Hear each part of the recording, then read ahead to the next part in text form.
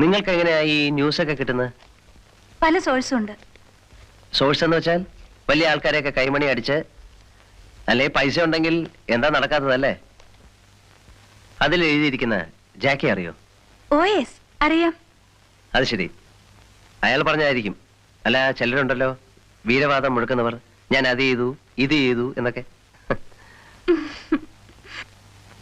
സാറിന് എന്താ ജോലി? ബിസിനസ്സാ. എന്ത് ബിസിനസ്?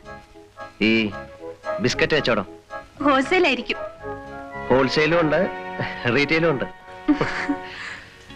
ഓ, താങ്ക് ഗോഡ്.